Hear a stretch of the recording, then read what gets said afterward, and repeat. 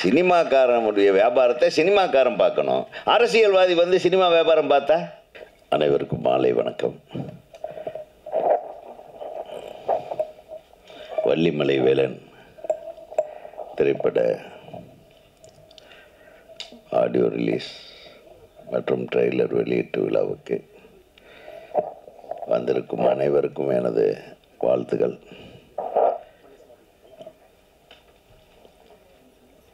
நாகரத்தினம் தயாரிப்பு நடிப்பில்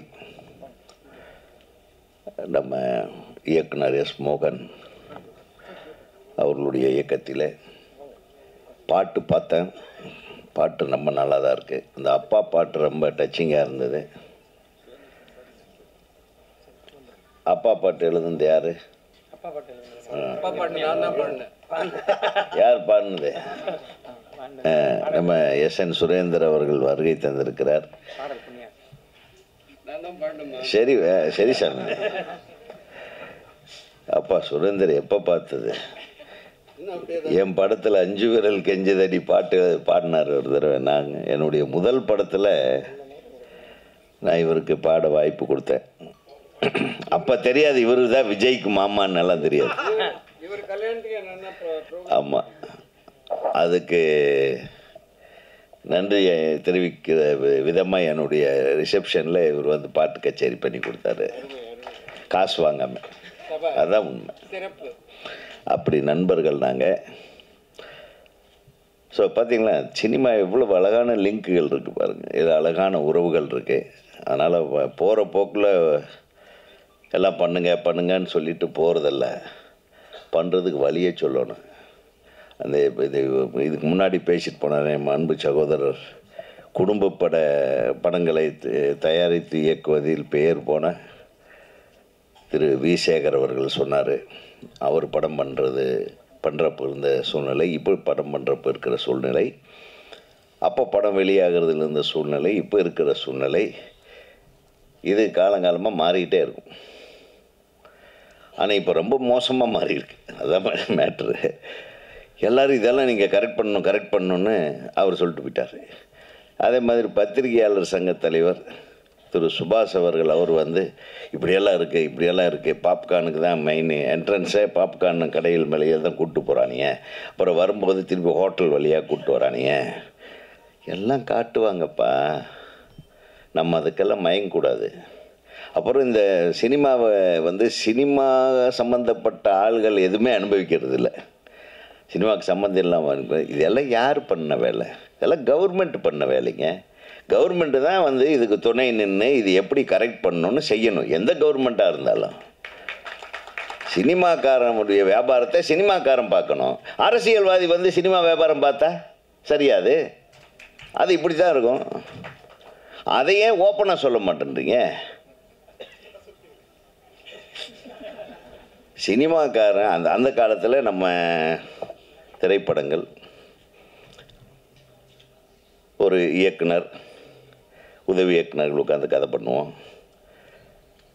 தயாரிப்பாளர் கதை ரெடிங்களா, அவுட்லைனு ஹீரோ கிட்ட சொல்லிட்டீங்களா? ஹீரோ அவ்வளவு சீக்கிரம் கதையெல்லாம் ஓகே பண்ண மாட்டாங்க. அப்புறம் ப்ரொடியூசர் கேட்பார். இப்போல்லாம் எல்லாருமே கேட்பாங்க. அப்புறம் எங்கள் சில ப்ரொடியூசர்கள் எதுக்கும் ஒரு வார்த்தை, நம்ம டிஸ்ட்ரிபியூட்டர்கிட்ட ஒரு தடவை ஒரு நாள் சொல்கிறீங்களாம்பார். அந்த டிஸ்ட்ரிபியூட்டர்களுக்கு கூட அந்த கதை ஞானம் இருக்குது. ஆக மொத்தம் எல்லாரும் ஒரு குடும்பமாக இருந்து உருவாக்கின கதைகள் மட்டும்தான் இன்றளவுக்கும் பேசப்படுகிறது. இன்றைக்கி உதயகுமாருக்கு ஒரு பேர் இருக்குது, அல்லது உதயகுமார் இந்த மாதிரி வெற்றி படங்களை கொடுத்தவர், வி. சேகர் வெற்றி படங்களை கொடுத்தவர், பேரரசு அவர்கள் வெற்றி படங்களை கொடுத்தவர் அப்படின்னு ஏன் சொல்கிறாங்கன்னா, அந்த படத்தை எடுத்தவன் மட்டும் லாபம் இல்லை, நடிகருக்கு லாபம், டைரக்டருக்கு லாபம், தயாரிப்பாளருக்கு லாபம், டிஸ்ட்ரிபியூட்டருக்கு லாபம், தியேட்டரில் போட்டவனுக்கு லாபம், பார்த்தவனுக்கு மனதளவுக்கு சந்தோஷப்பட்டது ஒரு மிகப்பெரிய லாபம். இத்தனை பேர் லாபம் சம்பாதிச்சதுனால தான் அந்த படத்தை எடுத்த இயக்குனரோ, அந்த படத்தை தயாரித்த தயாரிப்பாளரோ, அந்த படத்தில் பணியாற்றிய கலைஞர்களுக்கோ, தொழில்நுட்ப கலைஞர்களுக்கோ இன்றளவுக்கும் பேர் இருக்கிறது. இப்போ இது எப்படி ஈக்குவலாக டிஸ்ட்ரிபியூட் ஆச்சு? அதுக்கு பத்திரிகையாளர்கள் தான் மெயின். ஒரு படத்தை நான்லாம் வந்து சின்ன கவுண்டர் படத்தை எல்லா பத்திரிகையாளர்கிட்டையும் இன்டர்வல் வரையிலும் கதையை சொல்லிட்டேன். எங்கே கூப்பிட்டு பொள்ளாச்சியில் ஒரு ரூம் போட்டு எல்லாத்துக்கும் ஒரு 40 பேர் இருப்பாங்களா? எப்படி நம்ம 20 பாருங்க கணக்காக சொல்கிறாங்க. அத்தனை பேர்த்துக்கு கதை தெரியும். இன்றைக்கி எந்த டைரக்டராவது ஓப்பனாக கதையை எவனாச்சுக்கிட்டு சொல்ல முடியுமா? சொல்லுங்கள். அது யாருக்கிட்ட சொல்லியிருக்கேன்? என்னுடைய பத்திரிகை நண்பர்களை பற்றி எவ்வளவு கண்ணியமானவர்களாக இருந்தோம். அப்போ இன்னைக்கு இல்லையா? இன்னைக்கு ஒரு சிலர் கண்ணியமாக இல்லை. அதனால் மற்றவங்க கண்ணியமாக இருக்கிறதா இருக்கக்கூடாதான்னு தெரியாத கன்ஃபியூஷனில் இருக்காங்க. சினிமா எங்கே சரி செய்யப்பட வேண்டுமோ, ஒரு சினிமாவுக்கு அந்த காலத்தில் சொல்லுவாங்க, இந்த பராசக்தியே எடுத்துக்கங்க, ஒரு 10-15 நாள் ஷூட் பண்ணிட்டு இந்த படமெல்லாம் வேண்டாம் அப்படின்னு ஏவி மேயப் செட்டியார் சொல்லிட்டார். சிவாஜி வேண்டாம், இந்த மாதிரி இந்த படத்தை அப்படியே தூக்கி போடுங்க. அப்புறம் இன்னொரு இணை தயாரிப்பாளர், அவர் பேர் என்ன, பெருமாள் முதலியார், அவர் படத்தை பார்த்துட்டு இல்லை சிவாஜி தான் இருக்கணும், இந்த படத்தை திருப்பி எடுக்கணும். அப்படி ஒரு கருத்து மோதல்கள் அதன் விளைவாக ஒரு நல்ல விஷயங்களை, ஒரு நல்ல ரிசல்ட்டை கொண்டு ஒரு படத்தை உருவாக்கின காலங்கள் வேற. இன்றைக்கி தயாரிப்பாளருக்கு என்ன அவங்க படம் எடுக்கிறாங்கன்னு அவங்களுக்கே தெரியல. பெரிய படங்கள் எடுக்கிற தயாரிப்பாளர்கள் அப்படி தெரிஞ்சுக்கணுன்னு ஆசைப்பட்டாங்கன்னா அவங்க படம் பண்ண முடியாது. புரியுதா? இப்போ யாருக்கு தெரியும்? ஆண்டவனுக்கு தான் தெரியும். சரி, அப்படி இல்லை. சின்ன படங்கள் அவங்க அந்த தொப்புள் கொடியிலிருந்து அப்படியே போட்டு வளர்த்து எடுத்து அது எப்படியாவது ஒரு கதை பண்ணணும், இப்படி ஒரு கதை பண்ணோன்னு அவன் தவம் இருந்து கொண்டாந்து அது ஒரு நல்ல படத்தை ஒரு நல்ல தயாரிப்பாளர் கிடச்சி பல கஷ்டங்களுக்கு நடுவில் ஒரு படத்தை தயாரித்து முடித்தவனுக்கு தேட்டர் கிடைக்கிறது இல்லை. தேட்டரு இந்த மாதிரி தேட்டரு கிடைக்காததுக்கு காரணம் என்ன? இந்த டிக்கெட் விற்கிறதுக்கு காரணம் என்ன? ஏன் அது இது எல்லாம் சரிப்படுத்தக்கூடிய ஒரே ஒரு ஆள் சினிமா இண்டஸ்ட்ரியில் அரசாங்கத்தையும் விட தயாரிப்பாளர் தான். இன்றைக்கி அந்த தயாரிப்பாளர் சங்கம் எப்படி இருக்குது பாருங்கள், பாவமாக இருக்குது. தயாரிப்பாளர்கள் சங்கம்ன்றது எப்படி இருக்கணும்னா எல்லா சங்கத்துக்கும் தலைமை தாங்கிற ஒரு அற்புதமான அவங்க முடிவு பண்ணுங்க. தயாரிப்பாளர் தாங்க எல்லாத்துக்கும் தலைவர் ஒரு சினிமாவுக்கு. ஒரு மிகச்சிறந்த தயாரிப்பாளர்களாக தான் சொன்னேன். அந்த காலத்தில் நான் எடிட்டிங் பண்ணிகிட்டு இருந்தேன். சுஜாதாஸ் எடிட்டிங்னு சொல்லுவாங்க. திரு பாலாஜி அவர்கள் இயக்குனர், தயாரிப்பாளர் பாலாஜி அவர்களுடைய ஆஃபீஸு இங்கே எக்மோரில். அப்போ அசிஸ்டண்ட் நம்ம எடிட்டிங், நம்ம படத்தோட எடிட்டிங்க்கு சுபாஷ் அவர்கள் அசிஸ்டண்ட். அப்போது அவருடைய ரூமை கிராஸ் பண்ணி தான் நான் எடிட்டிங் போவேன். சார், நான் எந்த டைமுக்கு வர்றேன், எந்த டைமுக்கு போகிறேன்னு என் அசிஸ்டண்ட்ஸுகளுக்கு தெரியுதோ இல்லையோ, என் தயாரிப்பாளருக்கு தெரியுதோ இல்லையோ, நான் கரெக்டாக காலையில் 7:30 மணி 8 மணிக்கு அங்கே இருக்கிறேன்னா, உதயகுமார் 8 மணிக்கு வந்துடுவார், அவர்கிட்ட இந்த சாவியை கொடுத்துருன்னு சொல்லி கொடுத்துட்டு போவார் பாலாஜி சார். நான் எதுக்கு சொல்ல வரேன்னு கேளுங்க. ஒரு நாள், சார் என்ன சார் இப்படி, நான் 8 மணிக்கு சரியாக வருவேன்னு உங்களுக்கு எப்படி சார் தெரியும்? நீ உழைப்பாளி, நீ உன் படத்துக்காக எப்படி உழைக்கிறேன்றது எனக்கு தெரியும். நான் உங்கள் ப்ரொடியூசருக்கே ஃபோன் பண்ணி சொன்னேன், அவர் 8 மணிக்கு இங்கே தான் இருப்பார், நீங்கள் வாங்க அப்படின்னு சொன்னேன் அப்படின்னு சொல்லுவார். அப்போது அவர்கிட்ட நெருக்கமாக உட்காந்து பேசும்போது தான் தெரிஞ்சுக்கிட்டேன். அவர் ஆஃபீஸில் உட்காந்துருப்பார், அவருடைய படப்பிடிப்பு எங்கேயோ நடந்துகிட்ருக்கும். சிவாஜி, ஜெயலலிதாம்மா இவங்கெல்லாம் நடிச்சிட்ருப்பாங்க. ஒரு இயக்குனர்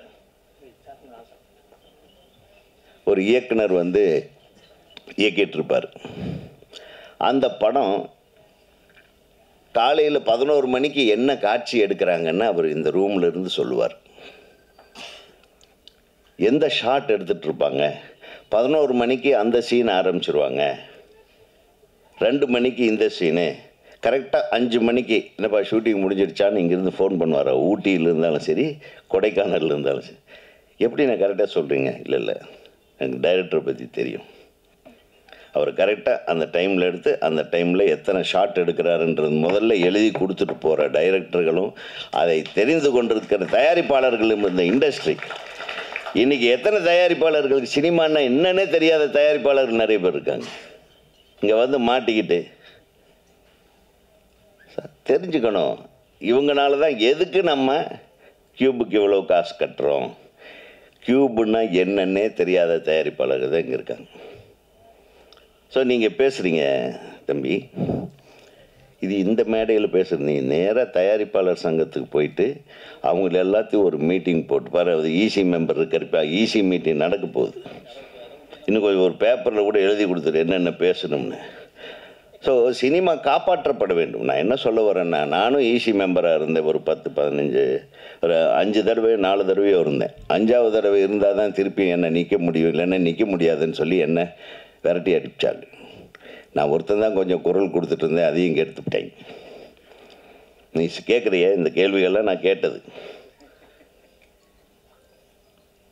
ஒரு புக் மை ஷோவை ஒரு தயாரிப்பாளர் சங்கத்தில் ஒரு சர்வரை வச்சு நம்ம பண்ண முடியாதா? நம்மக்கிட்ட காசு இருந்தால் இயக்குனர் சங்கம் பண்ணிவிடும், பண்ண முடியும். ஆனால் அதுக்குள்ளே ஒரு சின்ன வியாபாரம் இருக்குது. அந்த புக் மை ஷோவில் விற்கிற டிக்கெட்டில் வர்ற வருமானம், ஒரு டிக்கெட்டுக்கு 30 ரூபாய்னு வாங்குறாங்கன்னு சொல்கிறீங்களே, அந்த 30 ரூபாயில் யார் யாருக்கு கமிஷன் போகுதுன்னு ஒரு கணக்கு இருக்குது. அதெல்லாம் ஓப்பனாக சொல்லக்கூடாது, அசிங்கம். நம்ம மூஞ்சியில் நம்மளே சேர் வாங்கி பூசுகிற மாதிரி ஆகிடும்.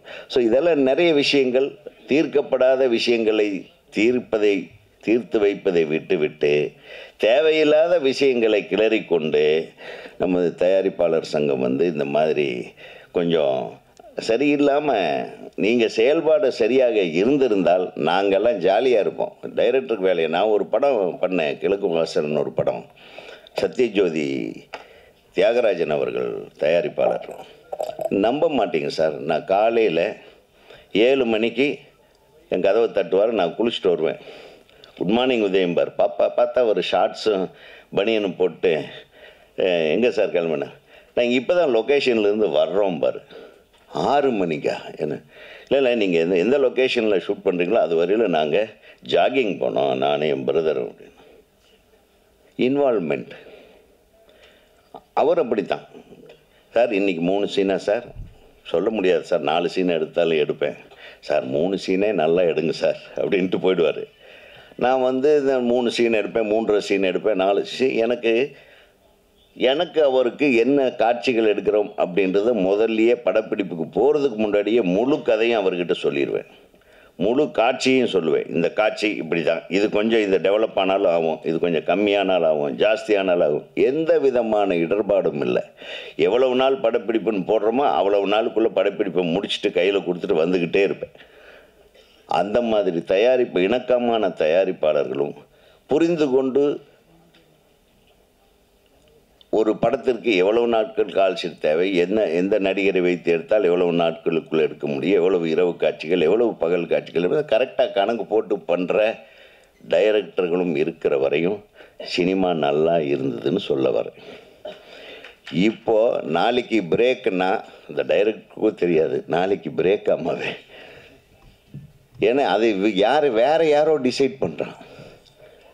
நாளைக்கு படப்பிடிப்பு இல்லை என்பது சில சமயத்தில் தயாரிப்பாளருக்கும் தெரிவதில்லை, இயக்குனருக்கும் தெரிவதில்லை. வேறு யாரோ முடிவு பண்ணுறாங்க. சினிமா யார் கையில் இருக்கணுமோ, அதாவது கேப்டன் ஆஃப் த ஷிப்புன்னு டைரக்டர் சொல்லுவாங்க. இப்போ அவர் ஷிப்பு, அதாவது அது டயர் ஆஃப் த ஷிப்பு கூட இல்லை, இப்போ அது பெஞ்ச் ஆஃப் த ஷிப்பு கூட இல்லை, கேப்டனாக இருக்கிறது எங்கே இல்லையா? ஆக மேடைன்னு கிடைச்சா எல்லோரும் ஏறி ஆளுக்கால் அட்வைஸை பண்ணிட்டு போயிடுறது மட்டும் பிரச்சனை இல்லை. இப்போ அதுதான் நடக்குது.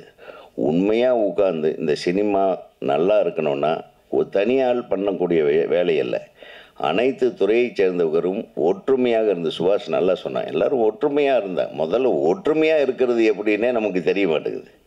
அப்புறம் தானே நம்ம வந்து நம்ம சார்ந்திருக்கக்கூடிய நம்ம தொழிலை காப்பாற்ற முடியும் என்பதை கூறிக்கொண்டு நிறைய வழிகள் இருக்குது. அதனால தான் நம்ம இந்த தொல்லை தாங்க முடியாமல் தான் நான் படம் எடுக்கலையே தவிர, ஏன்னா நம்மளை நம்பி 10 கோடி போடுறதுக்கு கூட ஆளுங்க இருக்காங்க. சரி போட்டுறான், இதை கொண்டு போய் எங்கே யாருக்கிட்ட கூவி விற்கிறது? அந்த காலத்துலலாம் நம்ம பொண்ணுமணி படம் எடுக்கும்போது நான் வந்து பூஜை போட்ட அன்றைக்கி அட்வான்ஸ் கொண்டாந்து கொடுத்துட்டாங்க. நான் பொள்ளாச்சியில் ஷூட்டிங் எடுத்தேன். டெய்லி ஒவ்வொரு டிஸ்ட்ரிபியூட்டர் பணம் அனுப்பிட்டே இருப்பாங்க, படம் எடுத்துகிட்டே இருப்போம். இப்போ யாருக்கிட்ட போய் கேட்பீங்க? அப்புறம் ரிலீஸ் எங்கே ரிலீஸ் ஆகுதுன்னே தெரியல. இப்போ நல்ல வேலை இந்த கடந்த ஒரு 10-15 நாளில் ஒரு 25 படம் ரிலீஸ் ஆகிருக்கு. ஏன்னா பெரிய படங்கள் எதுவும் வரல. பெரிய முதலைகள் வந்ததுன்னா இதெல்லாம் திருப்பி எல்லாம் போட்டிக்குள்ளே போய் ஒளிஞ்சுக்கும். இது ரிலீஸ் பண்ணால் ஒரே வாரத்தில் 10 படம் ரிலீஸ் பண்ணி உங்களை நீங்களே அழிச்சிக்கிறது. எப்படியெல்லாம் கரெக்டாக பிளான் பண்ணுறாங்க பாருங்கள். இனிமேல் சின்ன படங்களே ஓடாது அப்படின்றது அந்த மாதிரியான ஒரு இதை க்ரியேட் பண்ணுறதுக்காகவே ஒரு 25 படம் இந்த மாதம் ரிலீஸ். கரெக்டாக? நீங்கள் எத்தனை படங்கள் பார்த்துருக்கீங்க? இன்னும் இந்த வாரம் வந்து ஒரு 10 படங்கள் ரிலீஸ் ஆக போகுது. 10-12 படம். ஸோ எப்படி ஓடும் சொல்லுங்கள்?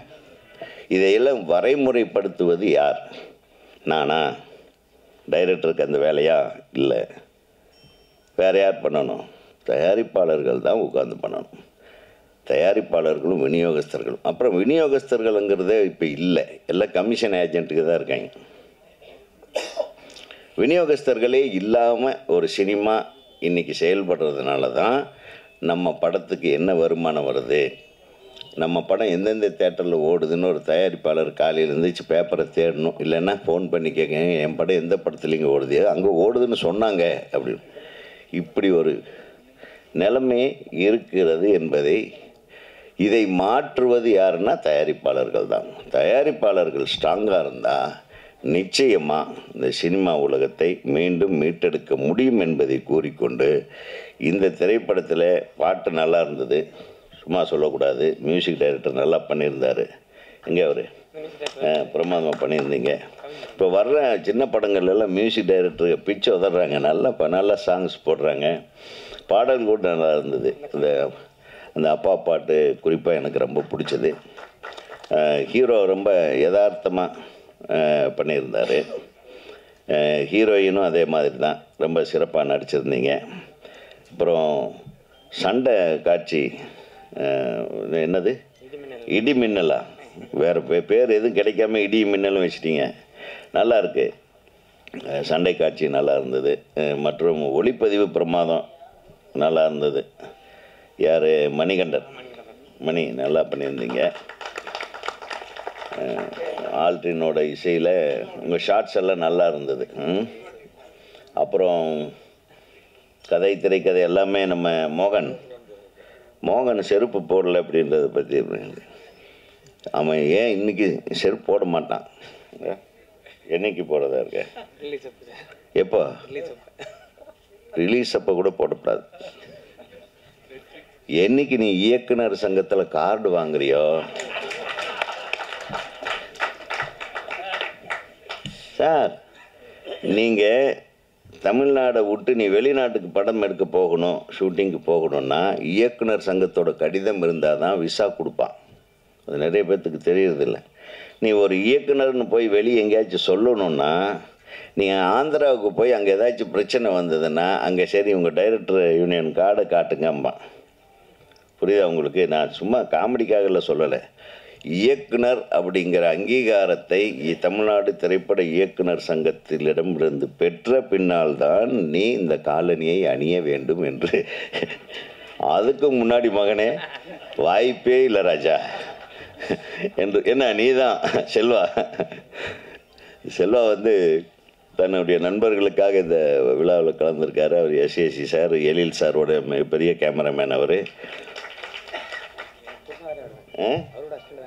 அவருடைய உதவியாளர். அது என்னுடைய படங்களில் கார்த்திக் ராஜா சின்ன கவுண்டர் படத்தில் உதவியாளராக வேலை செஞ்சுருக்காரு. சின்ன ராமசாமி நான் நடித்த படம், அது ஏன் ரிலீஸ் ஆகலாம் கேட்காதீங்க. அது ரிலீஸுக்கு பிளான் பண்ணிகிட்ருக்கோம். ஏன் சுபாஷ்?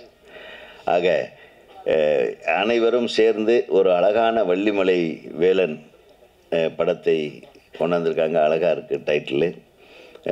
விசேகர் சொன்ன மாதிரி இப்போது முருகன் சீசன் தான்.